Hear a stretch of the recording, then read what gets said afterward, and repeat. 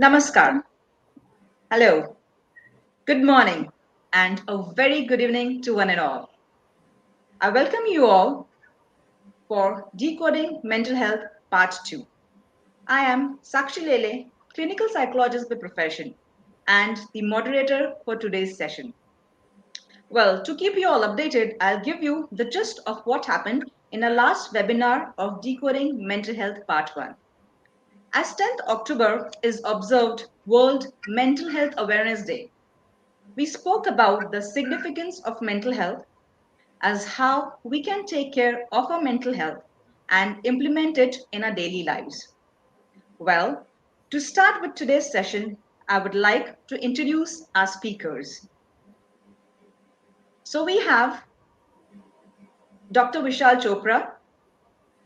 We have, so basically, he's currently working as head of Department of Behavioral Sciences at Military Hospital, Jodhpur. He's a gold medalist and joined the Indian Army to serve the nation as a medical officer.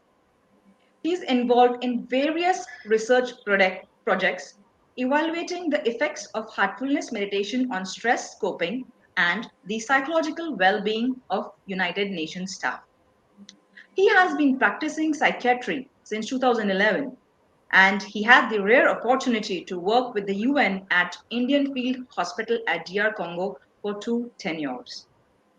He provides care to both national and international armed personnel admitted with various psychiatric, psychotic, and stress-induced illnesses.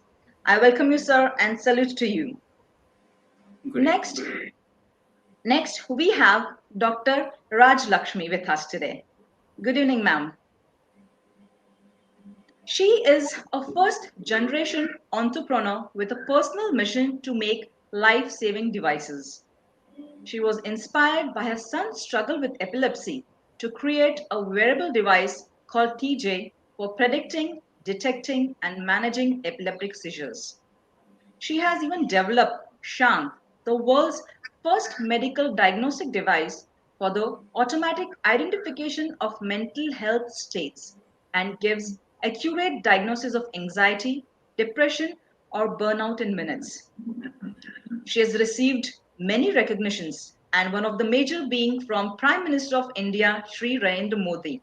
She has been named as Forbes Women Trailblazer and has many accolades for her innovations. Her special interest lies in establishing meditation as a reliable, scientifically backed therapy for self healing, especially for those suffering from mental health ailments. I welcome you, ma'am. Next, we have Uma Mullapudi ma'am with us. Good evening, ma'am. She is the first leader teacher of the Heartful Institute, and she met the spiritual guide Revered Babuji in 1977 at the tender age of 16, and she began a lifelong meditation practice. She has been a meditation trainer for the last 36 years and believes in mastering the art of silence, sharing her positive thoughts, and living life in a spirit of joy and celebration. She offers Living from the Heart, heartful living classes on various topics on Zoom online classes. She offers presentations to several organizations explaining the benefits and gives experiences of meditating with a trainer who is able to talk in a cosmic vibratory field of life force, which enables the meditator to get into a deep meditative state quickly. And her hobbies include chess, reading, and time spent in nature. I welcome all of you once again. Well, so my first question to start with the webinar goes to Dr. Vishal. So, Dr. Vishal, we have been talking a lot about mental health awareness. And with my clinical practice, I have observed, well, I have 13 years of practice now. So, I have observed initially we didn't have, we were not that much aware about the mental health. Now, as slowly the trend is changing, people do come in your clinics, in the hospitals and ask, about oneself, how we are dealing with. Well, so the question for you is, in your opinion, what are the most prevalent mental illnesses in the world today. Do we need to change our approach to these mental health? And if yes, how do we do it? Yeah. Good evening, Sister Sakshi, for the introduction and kind words. So, coming up to the first question of yours, the most prevalent mental health illnesses. First of all, I'll like to state the WHO definition of health. It is a state of physical, mental, spiritual, and social well being. So, whenever in day to day practice we speak about health, we are basically bothered about our physical state as well as a psychological state. However, the mental health takes a bad step. Though COVID had treated us badly, also, but it has also brought up one thing, that only physical health doesn't mean anything. We need to incorporate all the components of health as a whole to be the wholesome human being. So, coming to the mental illnesses, in my experience as a psychiatrist for past 14 years, the thing is, neurotic illnesses, especially depression and anxiety, they are the silent killers. They just creep in. Second one are the behavioral addictions, and third one is the substance abuse. So I'll be delving more upon the depression. Like depression and anxiety, what they say, first of all, mental illness, every one out of four individuals is having some mental illness, and it's around 25%, I'll say. And coming on to depression, what they say, 1 in 20 persons, they have either depression or anxiety. But what exactly is a depression? Somebody scolded me, I became sad. Is it depression?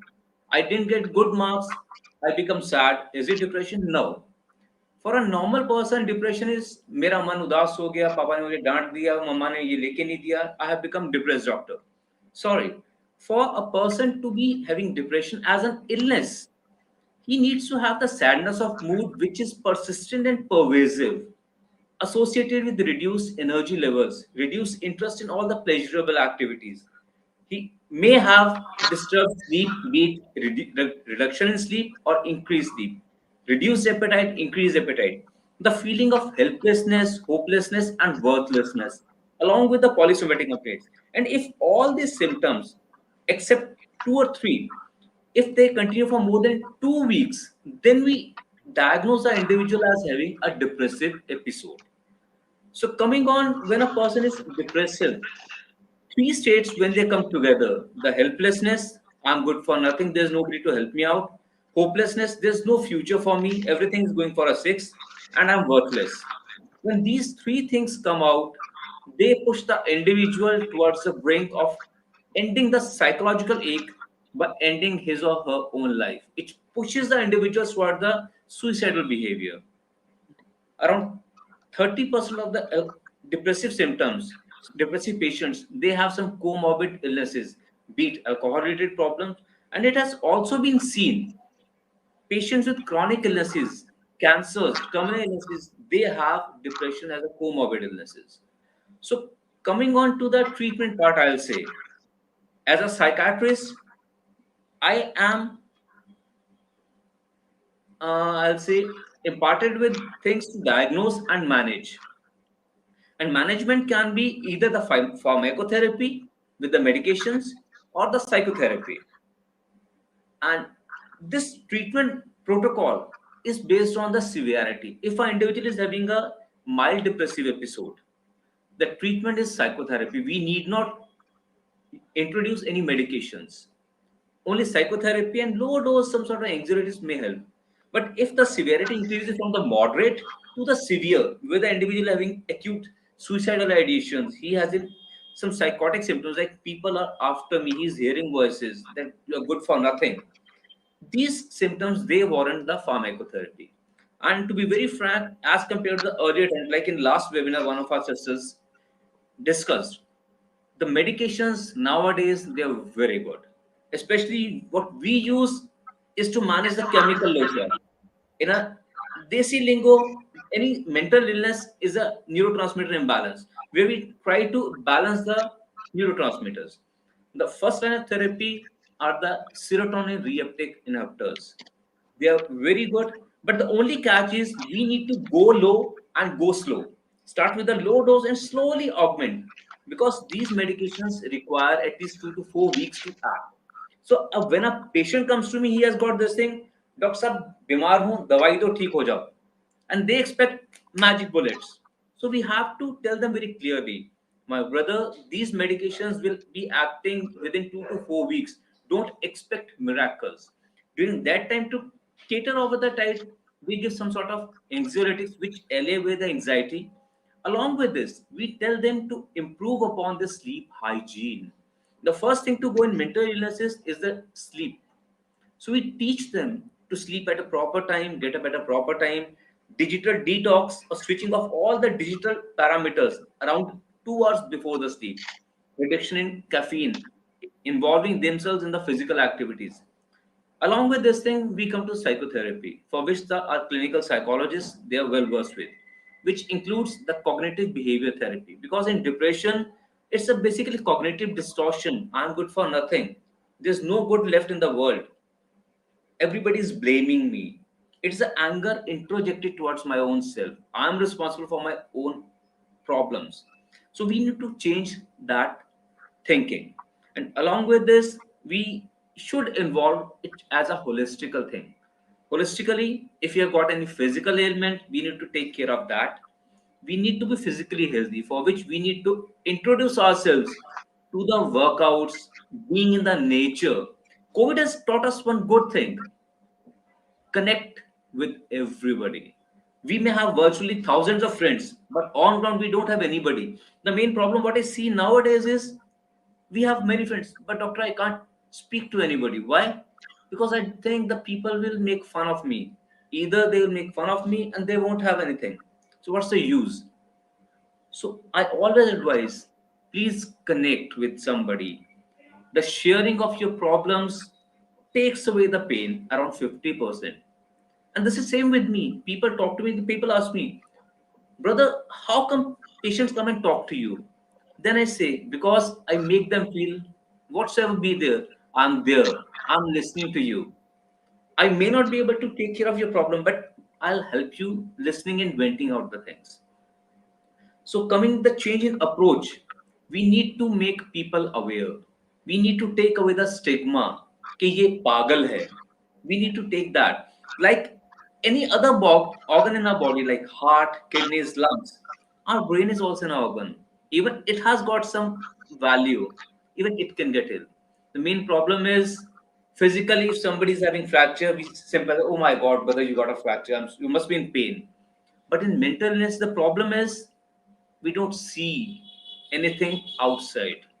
People they don't empathize. They think that everything is fine. He's perfectly working normally. He doesn't have anything problem. But we need to empathize. We should be open to listening and ask for help for ourselves. On asking an individual who is the most important person for themselves, most of the people answer my family, my wife, my parents, my kids. Then I ask them, when you go in a plane, the air hostess comes and she says, when the turbulence is there, the oxygen masks will fall down. Who will you apply the mask first, your kiddo or yourself? Doctor, I'll apply to myself. Why? Because I have to save my kid. Then I ask them, brother, just for a journey of 1.5 hours, your life is important, but of a span of 60 to 70 years, everything except you is important. Start imparting love, start self love. That is the first thing to the approach to the good health. Thank you. Yes. Thank you so much, Dr. Vishal. I think you have rightly said there are certain aspects which people do not actually think about, and they do not prioritize their mental health, and they just think about, environment is important for them, or probably somebody else's health is important. Yes. So I've actually liked your points where you said, that sleep hygiene is extremely important, which is again another aspect which I have been seeing that people do not consider it important. Well, there were a lot of questions regarding medication as well. So some people, some patients do come and ask, why do we need these medications? Can you just, a little bit, can you just highlight that why these medications are important in a very simple terms so that our viewers can understand the importance of these medications when they need it? Yeah. Coming on to the importance of the medication. As I told you, any mental illness is a chemical locha. There are various neurotransmitters in our body which, if get imbalanced, we face some problems like depression or anxiety or psychosis or anything, or any even addiction also. So when we take the medications for any psychiatric illnesses, these medications, they try to balance the neurotransmitter levels. If something is lower, they increase upon it. If something is higher, they just reduces to make it a normal. So always the pathway of 50-50, cow Britannia 50-50 is the best thing to normalize and bring everything to normal. And another myth which is associated with the psychiatric medications is that they'll get addicted to it. No, my brothers and sisters, this is a myth which needs to be broken, which is jinxed, Nick. These medications, they are not addictive. And as and when we show improvement, we can slowly and gradually taper them off. The only catch is we should not be stopping the medication as and when I feel better. It should be as advised by the doctor. It should be gradual and slow tapering. Thank you. Yes, thank you, doctor. That was very important. Well, now I come to our next speaker, Dr. Raji. So I have a question for you. The question is, how do you think technology helps in diagnosing, and what are your experiences with it?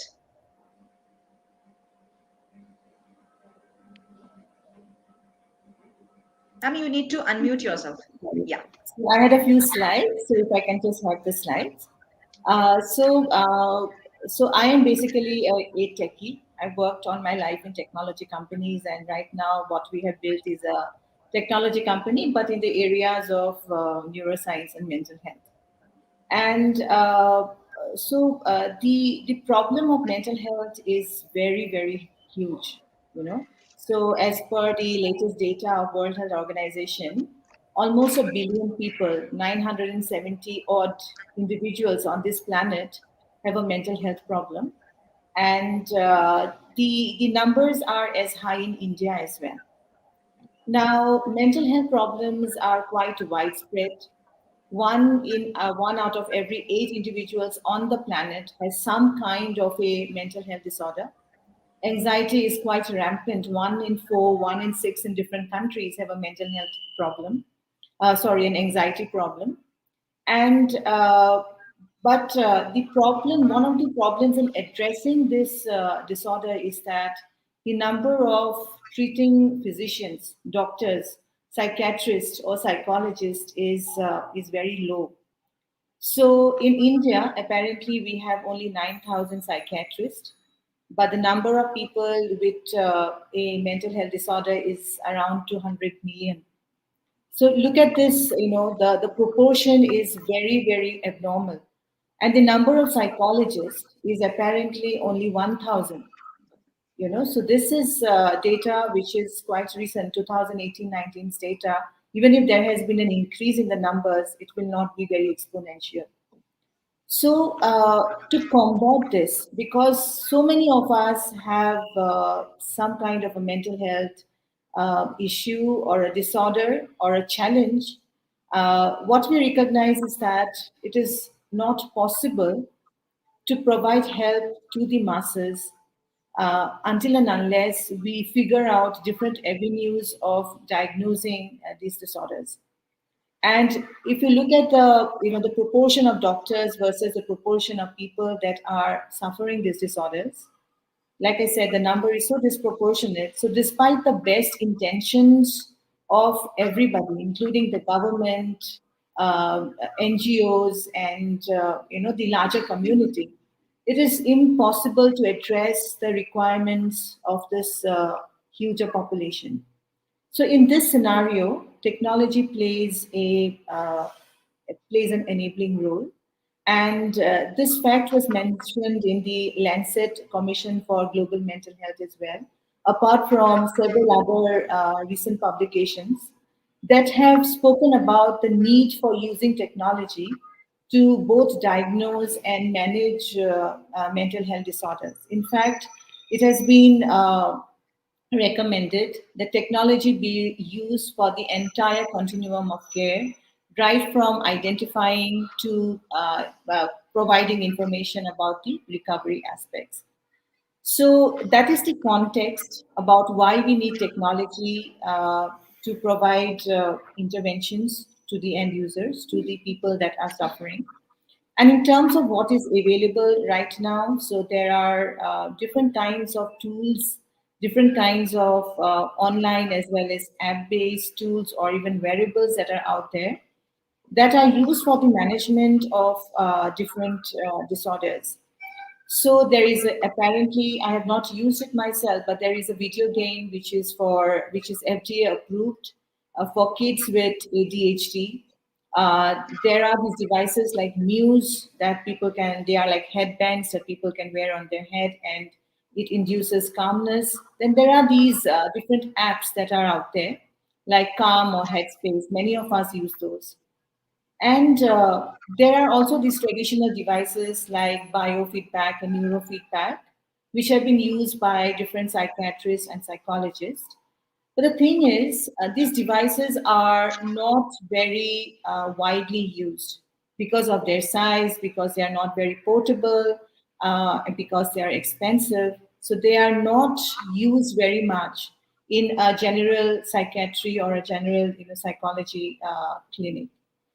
So what we are attempting to do in the scenario where we do not have a tool for diagnosing mental health, rather we have tools for managing mental health, some of the mental health disorders, is to bring about a device which can provide objective information about the state of the mind.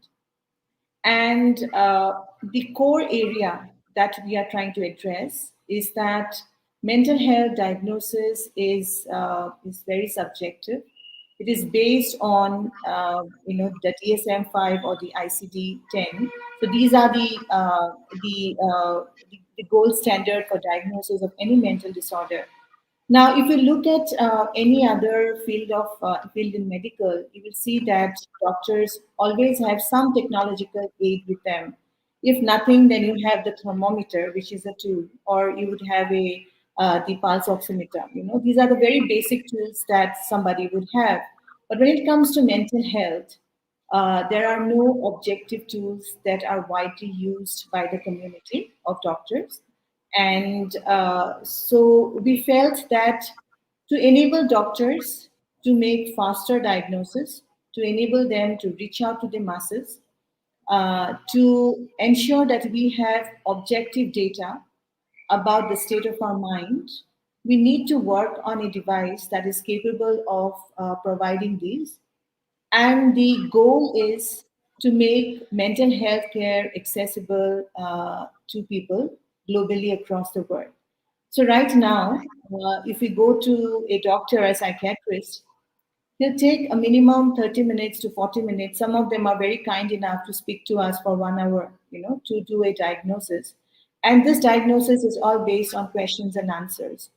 Now, we think that if a doctor has a tool with him or her that he can apply onto the patient and that gives him or her results very fast, in our case, we provide the diagnostic abilities in 15 minutes, then the doctor would be able to free himself up to address more patients. They could also reach out to other patients through telemedicine remotely to in places where there is no access to mental health professionals at all, including psychiatrists and psychologists. So this is our attempt that if we are able to provide a tool in the hand of a doctor, in the hand of a psychiatrist, then they would be able to do their job faster. They would also be having objective information. If you provide the same tool in the hand of a psychologist, he or she may be able to see the patterns of recovery on the patients and make the corrective measures very fast instead of waiting for a longer period of time. So our device is called Shant, like Dr. Sakshi mentioned. And the one that you have on the screen right now is in the form of a ring. And this is a medical grade ring that we are currently working on. But this ring is more from the consumer perspective. For the use of the doctors, we have a more of a watch kind of a structure. It's a watch with three rings attached to it. And the individual can, when they want a medical grade report, then they need to wear the watch and the rings. And when they are going out in public or When they do not want people to see that they are wearing something which is like a medical device, they can just open the rings and just keep wearing the watch. And in a doctor's clinic, we have a more sturdier version that could be used, reused in different patients. So the benefits of our device is that we can monitor, we can predict. It is an AI tool, so this is predictive in nature. We can also we do obviously do the diagnosis, especially we are strong in anxiety as well as depression. And because we collect so much data from an individual, we are able to suggest personalized care for the individual. And we do not provide the care. Ours is just a tool, the decision on really if when we say that the intensity of something is so and so, then it is actually the doctor's prerogative to figure out whether that is so, and decide on what kind of medicines or therapies need to be provided to the individual. We have two versions of this device. One is for diagnostics, and this is like the sturdy device which is to be used in hospitals and in clinic. And then we have a device for wellness, which is more in the nature of helping people manage their stress in a better way. And in terms of implementation, we are looking at both a B2B implementation, which is enabling hospitals and clinics to use it, as well as enabling end users to use it on their own. But the data that is shared to end users is different from the data that is shared with the doctors, because we do not want individuals to be freaking out about them having some kind of a disorder or not. These kind of decisions are best left to the treating physician to decide. So this is about our tool. And Sakshi, Dr. Sakshi, you asked me about the experience. So what we have found out through our work over these last 6 years is that people are very keen to engage with us and use our product, because everybody asks for subjective information, so when you tell them that they have got a depression or they have got anxiety, they are not very sure about it, and they would always want to see how it looked like. And in the era of analytics, where we have analytics for everything, it becomes very interesting for the end user to be able to see their mind streamed onto the screen. And our device also shows them the triggers and the stressors, what brings about certain kind of a situation in them. Is it a real disorder that they're going through, or they are just languishing? They're just going through a bad time. It's situational, circumstantial in nature. Or is it something chronic for which they need to get help from a doctor? So they get to see that in the form of the data, in the form of a report and a dashboard. And they're also able to see the things that they do for themselves. Among those things, what brings in a positive experience for them and what brings in negative experiences. So then when they see that, they know that they have control over their mental health. And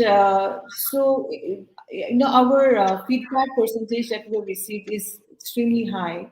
You need to try, people need to try it for themselves to believe what I'm saying. But it's a very precise device. And in the era where everything that we interact with today is digital in nature, so it's not surprising that people have an affinity for a digital tool which is providing them information about their mental states. So the experience has been great. The experience and the feedback that we have had with practitioners, with psychiatrists and psychologists have also been very, very helpful. And the future looks promising.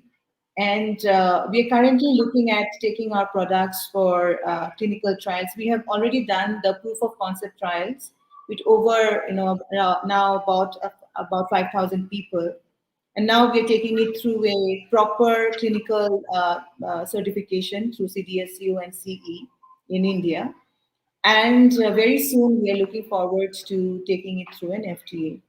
So So, Sakshi, the future looks very interesting, and I hope that with different other technologies coming in, and with people and their doctors having finally a hold over something which is more objective in nature, I hope we will be able to address a tiny bit of the current problem that's currently there in not just in India but all over the world.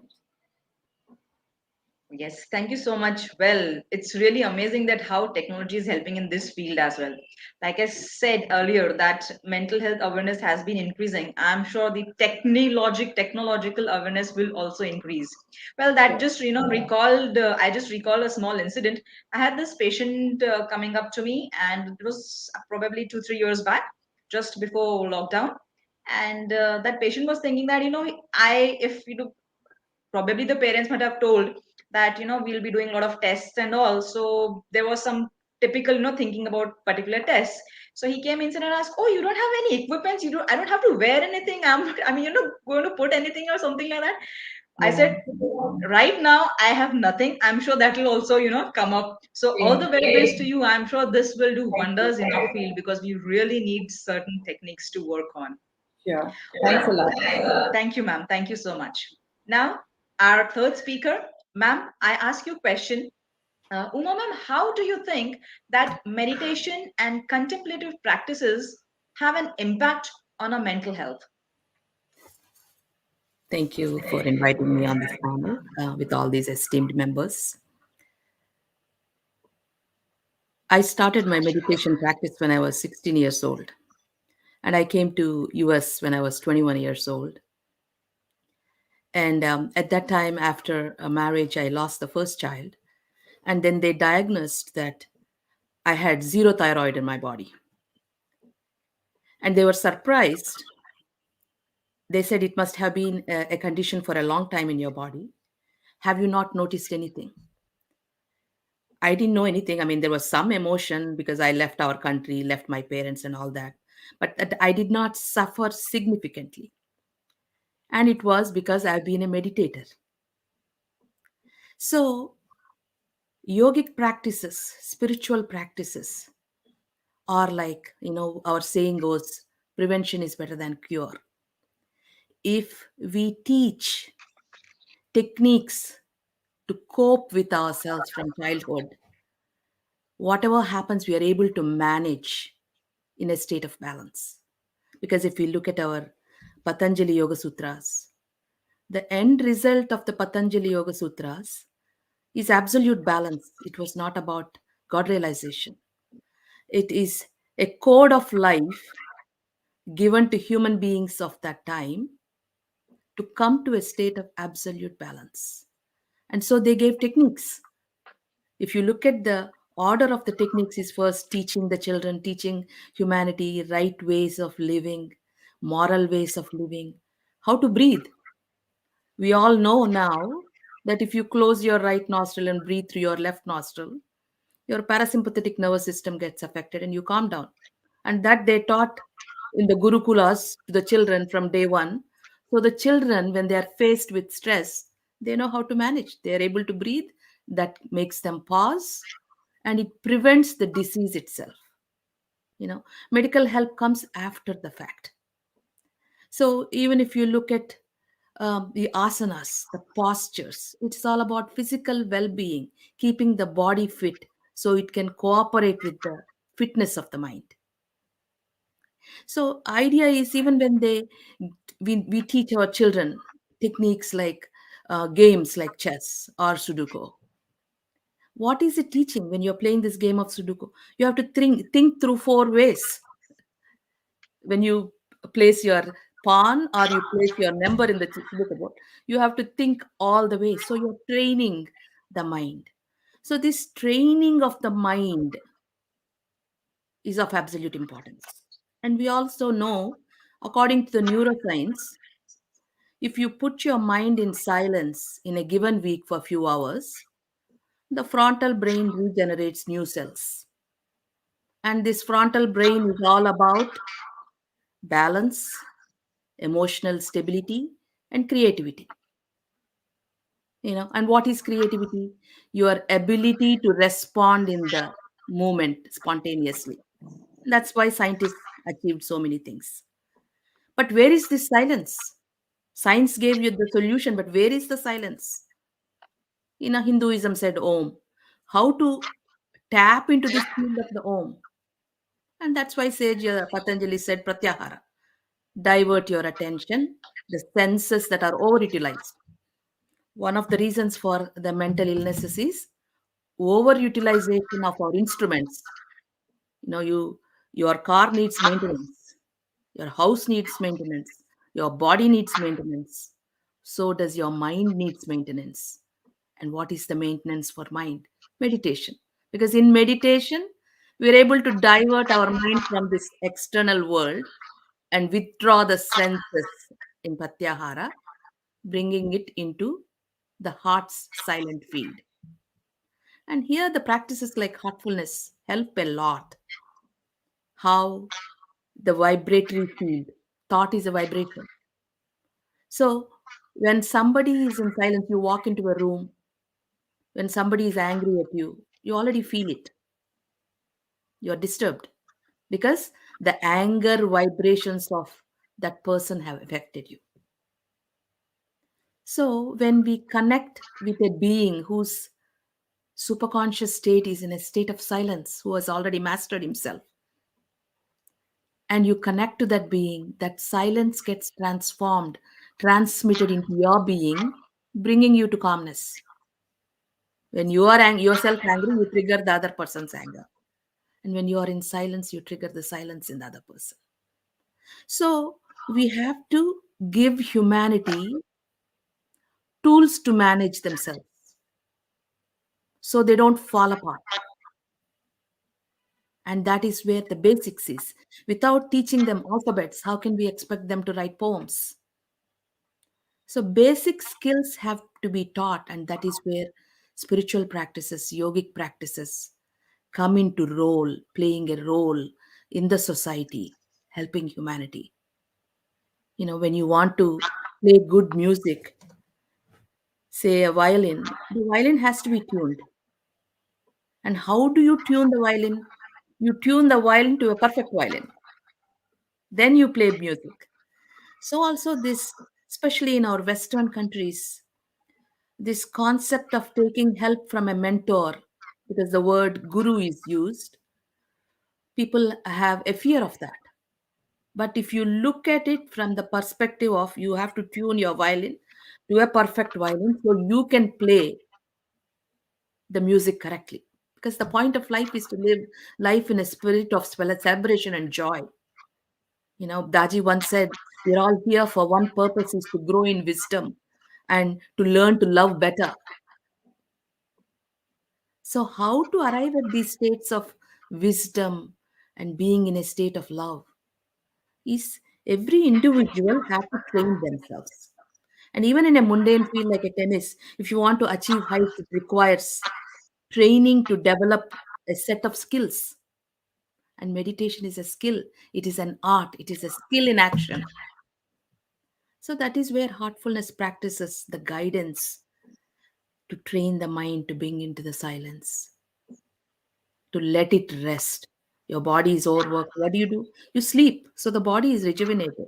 That's why sleep is so important for mental health. And even you lie down, if your mind is overactive, you're not able to sleep. So meditation helps there to help that overactive mind where the vibration of the life force emanating from the superconscious field of the guide, the thought flow, helps your thought flow to come towards the silence and you're able to rest. And that is why in Dayton, Ohio, where I live, we have done sleep studies. And people meditating with a trainer with this vibration of silence and peace and the life force or love, whatever name you want to give it. We observed regular meditators who are going into second stage sleep, third stage sleep. And expert meditators were going into delta state. And when you go into beyond delta state, it's a meditative state known as the thumb by our yogic scientists. So to bring our life into a state of balance. We have to utilize the help of science, we have to utilize the help of spirituality, and learn to live with joy in our heart. We should not hesitate to take help. Like Dr. Vishal was mentioning, we have this fear to let others know that we have a problem. So we have to have people to confide in. And fortunately, spiritual groups like Heartfulness, they provide that support system. It is not that just they are giving you a medical, I mean, a technique of meditation or a technique of cleaning. You are connecting to a trainer who you confide in. And as you are meditating with them, and as you make a connection with them, because it is all about connecting to another heart. And that heart to heart connection is there. You are being supported by a community, and that helps overcome the mental illnesses also when people have depression. Because as a trainer, I've been a trainer for 36 years. I've been in the heartfulness method for 46 years. I work with so many people. And in Dayton, Ohio, I work with several psychiatrists, several physicians. They recommend their patients to us. And we notice a big shift in them, that when they're empowered with the techniques and also given the support by cleansing techniques that the heartfulness trainers use. So this is a very amazing process. So it is, Daji's call is surrounded by noise. We can have a quiet mind. Involved in the responsibilities, our heart can be at rest. And in the midst of strife, we can find abiding peace. And this is what Heartfulness Institute stands for. And to develop these true values, they must be reinstated in human beings, in our children, with the right habits. And so it is a combination of life in everything: spirituality, science, utilizing everything that is possible and bringing ourselves to that state of balance and silence. Because tapping into that silence is what transforms the mind. Because the mind, we are putting it in the outside world, stress, we're collecting stress. That's what neuroplasticity is about. Putting the mind in silence, it absorbs the silence. And that's why a great scientist like Einstein could have said, 99 times I think, I find nothing. One time I swim in silence, and inspiration comes within ourselves. So, dipping the mind in silence with meditation can actually solve most of the problems. But when there is some severe depression and chemical imbalance, of course, we have to take the help of the science. So, thank you. Thank you, ma'am. I mean, you've rightly said that we do require meditation at a certain point, because I, as a therapist, during certain processes, we do tell them that, you need to meditate for so and so time. You need to relax yourself. You need to relax your mind, body. Till the time your mind and your body is not in sync, it becomes very difficult to have that, mental health, a good mental health, which we all are talking about, and which is probably our perspective later on, that everybody should prioritize their mental health. Thank you so much, Dr. Vishal, Dr. Raji, and Uma ma'am, for this wonderful session. I'm sure our viewers must have learned something from this. Well, we'll just look if there are any questions from our viewers. Just give me some time. So if there are any questions, I'll just ask you those questions.